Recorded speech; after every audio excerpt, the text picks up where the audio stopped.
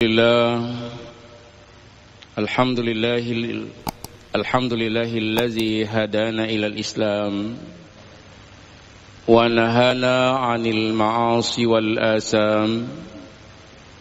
Asyhadu an la ilaha illallah wahdahu la syarika lah wa asyhadu anna Muhammadan 'abduhu wa rasuluh. Allahumma salli ala sayyidina Muhammad wa ala ali Muhammad wa sallim tasliman katsira. Amma ba'du, fa ya ayyuhal hadirun wal hadirat rahimakumullah. Usikum wa nafsi bis sabri was salah. Innallaha ma'as sabirin. Wa qala Allahu ta'ala fil Qur'anil Karim, a'udzu billahi minasy syaithanir rajim. Bismillahirrahmanirrahim.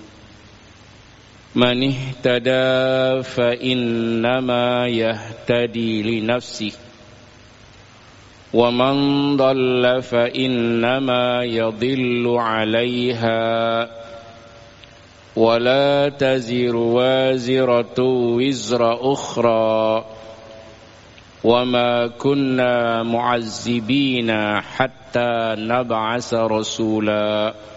Sadaqallahul azim. Ma'asyiral muslimin dan muslimat, Jamaah Maghrib Masjid Raya Baitur Rahman Banda Aceh, pendengar Radio Republik Indonesia, pendengar Radio Baitur Rahman, pendengar Radio Serambi FM, dan pendengar radio-radio swasta lainnya yang ikut dan turut menyiarkan halqah Maghrib di Masjid Raya Baitur Rahman yang kita cintai ini. Kita mulai pengajian dan kajian kita tentang ayat-ayat akhlak dan ilmu akhlak yang ada di dalam kitab suci Al-Quran dengan selalu memuji Allah. Allahul Wahidul Qahhar, Allah yang Maha Esa dan Allah yang Maha Perkasa, yang senantiasa kita berharap dan mengharap pertolongan, perlindungan, kasih sayang dan keberkahan dari Allah Azza wa Jalla. Semoga kita semua menjadi hamba-hamba Allah yang selalu tunduk dan patuh serta taat kepada Allah dengan cara selalu mau beribadah kepada Allah Azza wa Jalla. Selawat dan salam kepada junjungan alam Nabiullah wa Rasulullah Muhammad sallallahu alaihi wasallam yang telah diutus oleh Allah untuk menyampaikan dakwah dan risalah, membawa umat manusia dari alam jahiliyah ke alam Islamiyah, dari alam kebodohan kepada alam yang berilmu pengetahuan, dari alam kekufuran dan kemusyrikan menuju iman dan takwa, dari alam kesesatan menuju petunjuk dan hidayah Allah Subhanahu wa ta'ala. Ma'asyiral muslimin dan muslimat di mana saja berada yang dirahmati Allah, malam ini kita coba untuk membaca beberapa ayat suci Al-Quran di surah Al-Isra mengenai beberapa bimbingan, petunjuk dan arahan Al-Quran kepada kita semua. Siapa yang mau memilih hal-hal yang baik, maka beruntunglah kehidupannya. Dan siapa yang memilih jalan yang sesat, maka bahaya dari kesesatannya itu akan menimpa dirinya sendiri. Allah berfirman di dalam surah Al-Isra. Surah Al-Isra ini ada dua nama, ada Al-Isra, ada Bani Israel. Allah berfirman di surah Al-Isra ayat 15, Man ihtada fa innama yahtadi li nafsi. Artinya siapa yang memilih jalan petunjuk, maka petunjuk itu akan bermanfaat untuk dirinya sendiri. Nah, ini kan Allah mengarahkan hambanya, seperti yang sering kita baca ayat di surah Al-Insan atau di surat Ad-Dahru, Inna hadainahus sabila imma syakirau wa imma kafura. Sesungguhnya kami, kata Allah, menunjukkan dua jalan. Ada jalan syukur dan ada jalan kufur. Jalan syukur artinya kita ini mensyukuri berbagai macam nikmat Allah. Berterima kasih bahasa Indonesianya. Syakiran li an'aumihi, mensyukuri bukan hanya satu nikmat, tapi berbagai macam nikmat. Ini contoh seperti orang misalnya mensyukuri nikmat sehat. Kapan kita sangat mengetahui nikmat sehat? Nah, ketika sedang jatuh sakit. Kapan kita mengetahui nikmatnya mata? Ketika seseorang sudah enggak bisa melihat lagi, sangat terasa nikmat mata ini. Kapan kita mengetahui sedalam-dalamnya tentang nikmat telinga? Ketika sudah enggak bisa mendengar lagi, seseorang itu sudah sangat mengetahui betapa nikmat Allah bidang pendengaran ini sangat bermanfaat dan sangat agung dalam kehidupannya.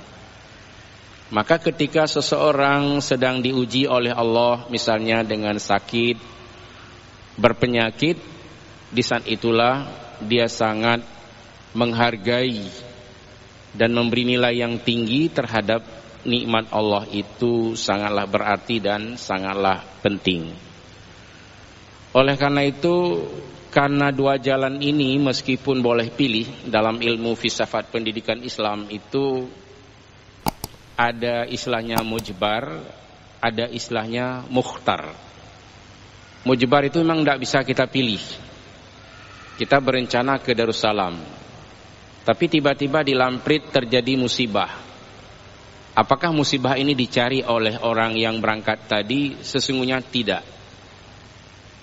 Jadi musibah ini adalah sesuatu yang sudah mujbar, sudah harus diterima oleh manusia atas kehendak Allah, dan tidak bisa terjadi sesuatu kecuali dengan kehendak Allah. Wa ma tasha'una illa an yasha Allah. Enggak bisa terjadi sesuatu kecuali atas kehendak Allah. Jadi kalau mudah untuk dipahami, tidak ada orang yang misalnya rencana ke Darussalam, kemudian di Lamprit atau di Lampineng ada musibah, itu tidak ada. Kecuali semua itu atas kehendak dari Allah Subhanahu wa ta'ala. Berarti ini sesuatu yang enggak bisa kita pilih. Mujbar namanya dalam bahasa agama. Kemudian ada yang mukhtar, boleh dipilih. Nah, seseorang misalnya hari ini dia memilih sholat jamaah di masjid. Ada orang sholat sendiri di rumah. Ada juga memilih tidak sholat. Nah, ini terserah pada pilihannya. Tapi kalau memilih tidak sholat, namanya dia sudah memilih jalan sesat. Wa man dhalla fa innama yadhillu 'alaiha. Siapa yang memilih sesat, jalan sesat, maka bahayanya bukan untuk orang lain, tapi untuk dirinya juga. Oleh karena itu kita ketika mengetahui satu ayat Al-Quran yang Allah mengarahkan hambanya menuju hamba yang baik, kita ambil itu. Contoh ayat yang sedang kita baca ini, man ihtada fa innama yahtadi li nafsi.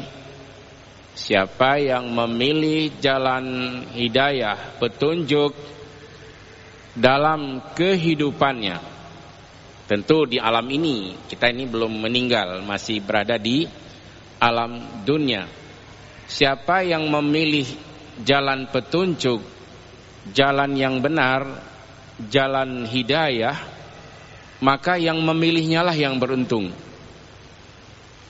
Allah kembalikan kebahagiaan, Allah kembalikan keberuntungan, Allah kembalikan petunjuk dan hidayah itu li nafsihi, dengan firman Allah, man ihtada fa innama yahtadi li nafsi. Siapa yang memilih jalan menuju petunjuk dan hidayah Allah, dan dia selalu berada di dalam hidayah Allah Azza wa Jalla, maka petunjuk dan hidayah itu bermanfaat untuk dirinya sendiri. Nah, itulah mereka yang di dalam surah Al-Baqarah, ulaika ala hudam mir rabbihim wa ulaika humul muflihun. Mereka itulah yang senantiasa berada dalam petunjuk dan hidayah Allah, dan mereka itulah orang-orang yang beruntung. Berarti kalau setiap waktu nanti subuh, zuhur, asar, maghrib, isya, ada kalimat dari muazzin atas tuntunan Rasul sallallahu alaihi wasallam, hayya 'alas shalah, masuk dia. Oh, alhamdulillah saya orang yang salat. Setelah itu, hayya 'alal falah, wahai orang-orang yang beruntung. Di antara orang yang beruntung itu adalah orang yang memelihara hidayah Allah, yang memilih jalan hidayah, petunjuk dalam kehidupannya, maka semua itu bermanfaat untuk dirinya sendiri. Seperti di surat Al-Jasiyah ayat 15, man 'amila shalihan falinafsi wa man asaa fa'alaiha. Siapa yang berbuat baik, yang beramal dengan amal yang soleh, maka amal solehnya itu bermanfaat untuk dirinya sendiri. Dan siapa yang melakukan kejahatan, kemaksiatan, kedurhakaan, hal-hal yang mendatangkan laknat Allah, wa man asaa fa'alaiha. Siapa yang berbuat jahat, maksiat, juga bahayanya untuk dirinya sendiri. Nah, itu juga ada di dalam surah Al-Jasiyah ayat 15. Seperti ayat yang diterangkan di sini.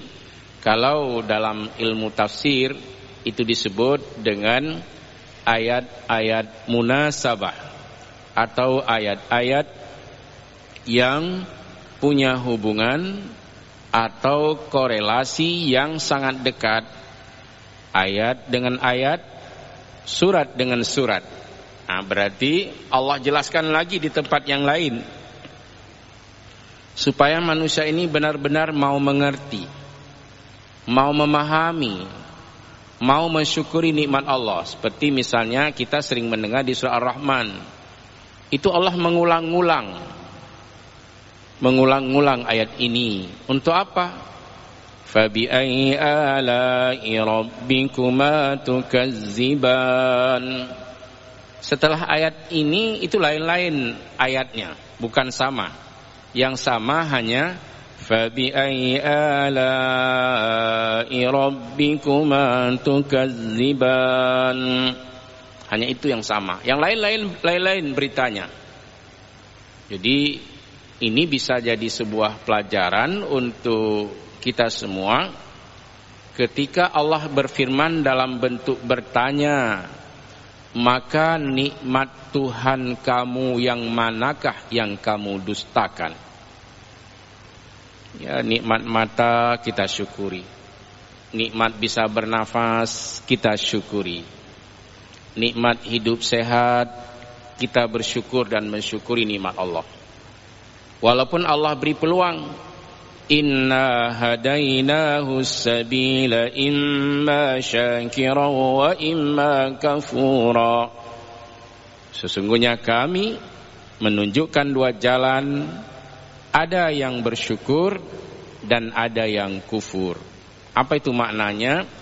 Kalau milih jalan syukur, bahagia kamu. Kalau kamu pilih jalan kufur, berbahaya kamu. Nah itu. Kalau orang bodoh memilih yang bahaya. Maka di sebuah hadis Nabi nanti ada orang-orang yang nanti di yaumil mahsyar, pertama orang yang dungu, orang bodoh di atas bodoh, dungu. Nuntut nanti di yaumil mahsyar, oh kami nggak bisa dengar apa-apa. Yang kedua orang tuli, kami nggak bisa mendengar apa-apa. Tapi orang yang tuli misalnya nggak bisa dengar, ketika dia melihat ada orang sholat dia masih ada mata. Maka banyak orang yang nggak bisa mendengar itu taat pada Allah, karena dia melihat orang lain sholat dia. Apalagi dengan takdir Allah di usianya yang sudah tua, sudah kurang jelas kalau berbicara, harus pakai begini, bantu dengan tangan. Jadi semua nikmat Allah itu harus kita syukuri. Pada saat yang tepat kita bersyukur. Mana contoh saat yang tepat kita bersyukur?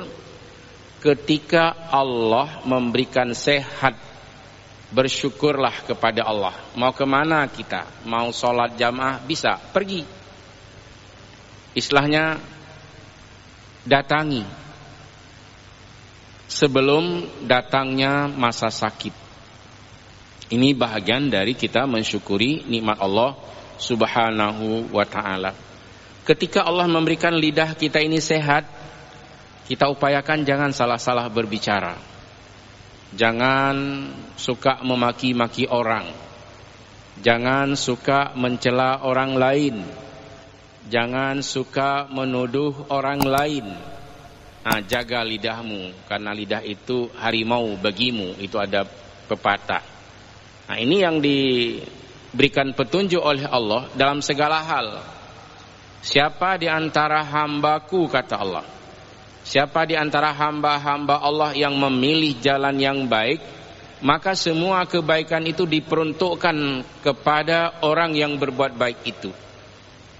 Dan siapa yang melakukan perbuatan yang jahat, sesat, maksiat, durhaka dan laknat kepada Allah Subhanahu wa ta'ala, maka tunggu saja bahayanya bukan untuk orang lain. Wa man dhalla fa innama yadhillu 'alaiha. Siapa yang memilih jalan yang sesat, maka kesesatan yang dipilihnya bahayanya untuk dirinya juga. Jadi kalau kita terjemahkan dalam bahasa Indonesia, siapa yang memilih sesat, maka kesesatan itu untuk dirinya. Itu terjemahan. Kalau penafsirannya dan tafsirnya, siapa saja yang memilih jalan yang bisa mendatangkan petunjuk dan hidayah kepadanya, maka semua keberuntungan dan kebaikan untuk dirinya juga. Sebaliknya, siapa yang memilih jalan yang sesat, jalan maksiat, jalan durhaka kepada Allah, jalan laknatullah, maka bahayanya untuk dirinya juga. Kita baca ayat sekali lagi. Man ihtada fa innama yahtadi li nafsihi wa man dhalla fa innama yadhillu 'alaiha. Siapa yang memilih jalan petunjuk dan hidayah dalam kehidupannya, maka petunjuk dan hidayahnya itu bermanfaat untuk dirinya juga. Dan siapa yang memilih jalan yang sesat, maka jalan yang sesat itu akan mendatangkan bahaya bagi dirinya juga. Ini dalam bahasa Aceh teh nu pilih. Ya kan? Mau pilih jalan yang kufur, silahkan kata Allah. Tapi bahayanya ini, mau pilih jalan yang benar, yang mendapatkan petunjuk dan hidayah, maka keuntungan dan kebahagiaannya ini. Maka orang yang beriman, yang beramal soleh, pasti dia akan memilih jalan petunjuk dan hidayah dari Allah Subhanahu wa ta'ala. Ini Allah menerangkan di dalam surah Al-An'am ayat 157 158. Orang yang beriman itu pertama dia benar-benar beriman pada Allah. Benar-benar beriman kepada Nabiullah. Seperti umat Muhammad ini percaya kepada Nabi Muhammad sallallahu alaihi wasallam. Kalau enggak percaya kepada Nabi Muhammad, nanti Al-Qur'an ini juga kita ragu. Karena mengapa? Al-Qur'an ini diturunkan kepada Nabi Muhammad sallallahu alaihi wasallam. Maka orang yang memuliakan Nabi, Allah menyuruh wa'azzaruhu wa nasaruhu, muliakan Rasulullah, tolong perjuangan Rasulullah. Ini umat Islam sekarang di mana-mana sedang memuliakan Rasul. Salah satu caranya dengan memperingati Maulid Nabi besar Muhammad sallallahu alaihi wasallam. Itu salah satu cara memuliakan Nabi, ya dengan misalnya memperingati Maulid Nabi besar Muhammad sallallahu alaihi wasallam. Itu kita telah memuliakan Nabi. Bagaimana caranya? Ya dibacakan sirah an-nabawiyahnya, sejarah lahir Rasulullah sallallahu alaihi wasallam, sejarah perjuangan Nabi Muhammad sallallahu alaihi wasallam, sejarah Nabi ketika menyampaikan dakwah dan risalah. Allah sudah sangat memuliakan Rasul ini, bahkan memberitahu. Ini tadi malam saya ceramah di Blower membacakan ayat ini. Allazina yattabi'una ar-rasula an-nabiyyal ummiyal ladzi yajidunahu maktuban 'indahum fit Taurati wal Injil ya'muruhum bil ma'rufi wa yanhahum 'anil munkar wa yuhillu lahumut thayyibat wa yuharrimu 'alaihimul khaba'is wa yad'u anhum israhum wal aghlal allati kanat 'alaihim فالذين آمنوا به وعزروه ونصروه واتبعوا النور الذي أنزل معه أولئك هم المفلحون. Orang-orang yang mengikuti Rasul. Siapa itu Rasul? An-Nabiyyal Ummiyya, Nabi yang sangat ummi, yang sangat polos, yang sangat jujur, yang menjadi induk teladan. Orang kalau belajar akhlak, itu masa Nabi melihat saja akhlak Nabi udah cukup, belum ceramah. Kita kadang-kadang udah banyak ceramah nggak bisa jadi teladan. Ya kan, kita doakan semoga ucapan perbuatan ini meskipun tidak sama dengan Nabi, dengan Rasul nggak sama, tapi beri teladan yang baik. Sufyan bin Harb itu masuk Islam bukan karena mendengarkan ceramah Nabi, tapi melihat akhlak dan santunnya Rasulullah sallallahu alaihi wasallam.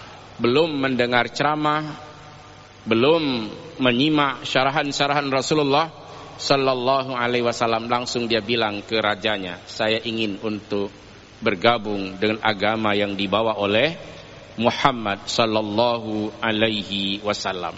Maka Allah memuliakan Nabi kita. Allah yang Maha Mencipta memuliakan Rasulullah sallallahu alaihi wasallam. Bagaimana firman Allah? Allazi yajidunahu maktuban 'indahum fit Taurati wal Injil. Nama Nabi Muhammad itu telah tertulis dan sudah menjadi bahan perbincangan fit Taurat wal Injil, di dalam kitab Taurat dan di dalam kitab Injil. Jadi sejak masa sebelum Nabi Musa, kemudian pada masa Nabi Musa, Nabi Isa, nama Nabi Muhammad ini sudah disebut. Orangnya belum lahir. Kalau pakai logika nggak bisa terima ayat ini.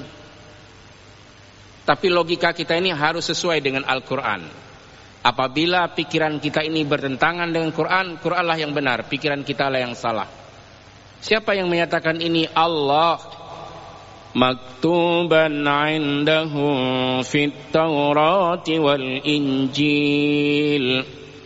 Nama Nabi Muhammad sudah tertulis di dalam kitab Taurat dan di dalam kitab Injil. Berarti Taurat itu diturunkan kepada Nabi Musa. Nabi Muhammad belum lahir, sudah disebut namanya. Nanti Allah akan menciptakan seorang nabi, seorang rasul yang terakhir. Apa pekerjaan nabi? Ya'muruhum bil ma'ruf wa yanhahum 'anil munkar. Tugas nabi menyampaikan dakwah, menyuruh umat manusia berbuat yang ma'ruf serta mencegah manusia dari berbuat mungkar. Apalagi tugas Rasulullah? Wa yuhillu lahumut thayyibat wa yuharrimu 'alaihimul khaba'is. Rasulullah menerangkan ini boleh makan, ini boleh minum. Silahkan makan daging unta, jangan makan daging babi. Silahkan makan kurma, jangan makan buah-buahan yang dilarang oleh Allah Subhanahu wa ta'ala. Ini misalnya kalau di bahasa Aceh itu ada onjelatang, bah. Onjelatang kan buah-buahan sit, sayuran sit, tapi gatai. Nah, itu mendatangkan bahaya, jangan dimakan. Meskipun semua yang ada di gunung, di sawah dan sebagainya dari sayur-sayuran, tapi jika itu mendatangkan bahaya, kenang mantang babah ke kumang gusi, nah itu jangan dimakan. Jadi ini diterangkan di dalam Al-Quran. Wa yuhillu lahumut thayyibat wa yuharrimu 'alaihimul khaba'is. Rasulullah berdakwah menyampaikan hal-hal yang halal, yang baik-baik. Nah, silakan dinikmati. Dan Rasulullah menerangkan juga tentang hal-hal yang diharamkan oleh Allah, tentang al-khaba'is, hal-hal yang kotor, yang keji, baik makanan maupun perbuatan. Mana contoh makanan? Minuman arak, itu kotor, jangan diminum. Nanti mabuk. Mabuk itu bisa berbahaya. Bahkan sholat pun tidak boleh didatangi kalau dia dalam keadaan mabuk. Wa yad'u anhum israhum wal aghlal allati kanat 'alaihim. Dan Rasulullah sallallahu alaihi wasallam dengan dakwah-dakwahnya bisa menghilangkan beban-beban yang ada. Di zaman Rasulullah itu sangat sulit untuk bergabung bersama Rasulullah sallallahu alaihi wasallam saja ada orang yang ngintip-ngintip. Ada yang mau dilempari dan sebagainya, mau diludahi dan sebagainya. Beban. Kita sekarang tidak ada beban. Alhamdulillah dengan perjuangan Rasulullah dalam ibadah kita ini tidak ada beban. Dan Rasulullah lah yang memulai untuk menghilangkan beban-beban. Wal aghlal allati kanat alaihim, dan belenggu-belenggu yang ada pada umat pada waktu itu. Rasulullah sudah berjuang dengan mengerahkan tenaga dan pikirannya li'ala'i kalimatillahil 'ulya, untuk menegakkan kalimah Allah yang mulia. Bahkan Rasulullah berani berperang. Umirtu an uqatilan nasa hatta yashhadu an la ilaha illallah. Aku diperintahkan oleh Allah untuk berperang melawan umat manusia yang ingkar, hatta, hingga dia mengucapkan kalimah la ilaha illallah. Jadi kalau Islam sudah diejek udah boleh keras. Tapi kalau untuk berdakwah ya dengan cara yang lembut, kecuali dengan orang zalim. Ini ada jamaah yang salah memahami, katanya ada penceramah yang bilang dakwah itu harus lembut.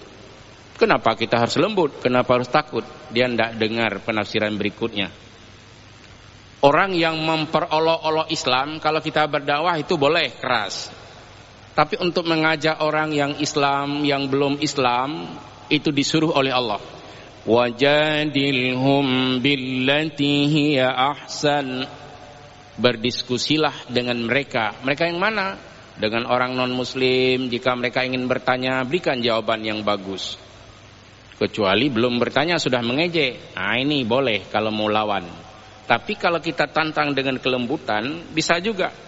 Oh rupanya orang-orang Islam itu bijak. Orang-orang alim di dalam Islam itu bukan pemarah. Orang-orang alim di dalam Islam itu bisa jadi guru, bisa jadi tuan guru. Sudah kita coba untuk mengejek, masih juga mengajak, belum marah. Karena ada orang suka ngejek karena bodoh, dengan kebodohannya. Tapi kalau dilayani dengan cara yang baik, sesuai dengan tuntunan Allah, wajadilhum billati hiya ahsan, berdiskusi dengan cara yang baik. Bisa saja orang-orang yang sudah qasat qulubuhum, yang sudah keras hatinya menjadi lembut dengan mendengarkan ayat-ayat Al-Quran Al-Karim. Inilah beban-beban yang dulu diupayakan oleh Rasulullah, supaya umat Islam ini jangan ada beban dalam ibadahnya, jangan ada beban dalam kehidupannya, jangan ada belenggu-belenggu yang mengitarinya, yang dia ini menjadi terkungkung dalam hidup dan kehidupannya. Maka Allah menerangkan, kalau kamu benar-benar beriman, nah ini ikuti. Fallazina amanu bihi wa'azzaruhu wa nasaruhu wattaba'un nural ladzi unzila ma'ah ulaika humul muflihun. Maka orang-orang yang beriman kepada Rasulullah sallallahu alaihi wasallam wa'azzaruhu, muliakan Rasulullah. Kita alhamdulillah ini selalu berselawat setiap 5 waktu. Sekali berselawat 10 pahalanya. Apalagi orang-orang yang sedang umrah nanti melaksanakan ibadah haji insyaallah tahun ini bisa. Mereka mengucapkan selamat salam kepada Rasulullah. Assalamualaikum ya Rasulullah wa rahmatullahi wa barakatuh.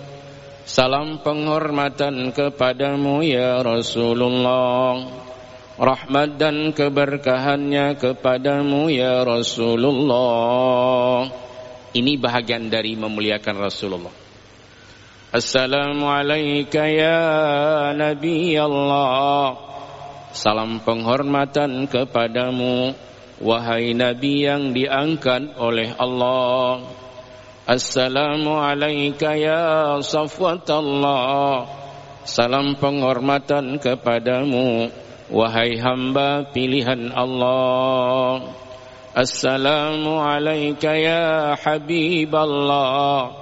Salam penghormatan kepadamu wahai kekasih Allah.